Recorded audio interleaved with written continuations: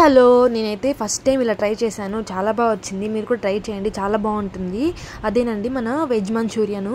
చాలా బాగుండిందండి. అసలు ఎంత టేస్టీగా ఉన్నిందంటే మామూలుగా అయితే క్యాబేజీలో వాటర్ తీసేస్తారు కదా, వాటర్ తీసేయకుండా నేను చేశాను అనమాట. ముందు క్యాబేజీ, అలాగే క్యారెట్, కొంచెం సాల్ట్, అలాగే స్పైసెస్, ఇంకా చిల్లీ పౌడర్, కొంచెం ధనియాల పొడి, అలాగే కొంచెం అంతా అల్లం పేస్ట్ వేసుకొని మంచిగా పిసికినట్టు కలుపుకుంటే వాటర్ అంతా బయటకు వస్తాయి కదా.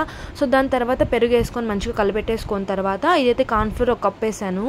కార్న్ఫ్లోర్లో సగం వచ్చేసి నేను బియ్యపిండి అయితే వేసాను అనమాట. దాని తర్వాత దాంట్లో సగం వచ్చేసి ఇట్లా శనగపిండి వేసాను. చూసారా, అసలు ముద్దకు వచ్చేస్తుంది వాటర్ వేయకుండానే. అస్సలు వాటర్ వేయద్దండి, క్యాబేజీలో ఉండే వాటర్ సరిపోతాయి అనమాట.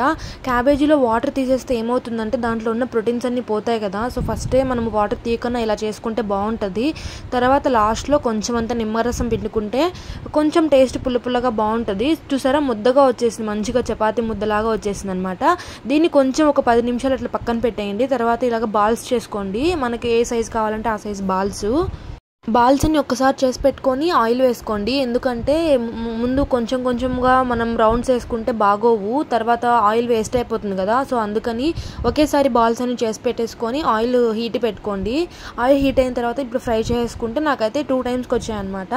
సో అలాగా నాకు అయిపోయినాయి మొత్తం. చూసారా, అన్నీ వేసిన తర్వాత ఒక వాయికి ఎన్ని పడతాయో అన్ని వేసిన తర్వాత ఇట్లా మంచిగా మనము ప్యాన్ అయితే తిప్పాలి, కొంచెం అంతగా ఆయిల్ని అంతా మొత్తం కలిసేటట్టుగా. తర్వాత చూసారా, ఫైనల్లీ ఇలా వచ్చేసి అనమాట.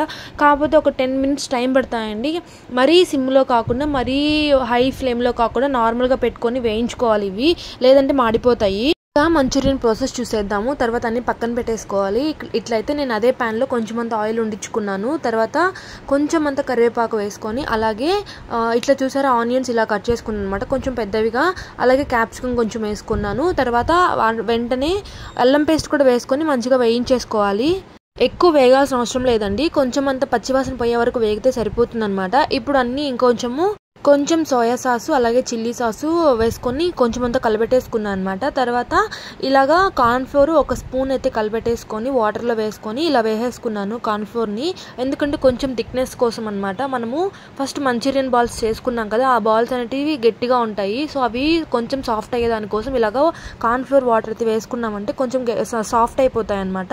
చూసారా, మంచిగా ఇలా వచ్చేంత వరకు మనం కలిపెడుతూ ఉంటే ఉండలు కట్టుకున్నా ఉంటుంది అనమాట కార్న్ఫ్లోర్ అనేది.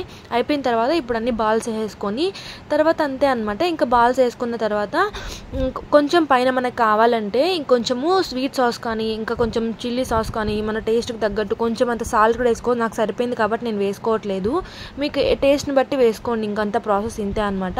చాలా టేస్టీగా ఉంటుంది. అలాగే మనమైతే మైదా వాడకుండా చేసాం కాబట్టి పిల్లలు కూడా ఈజీగా తినేయచ్చండి.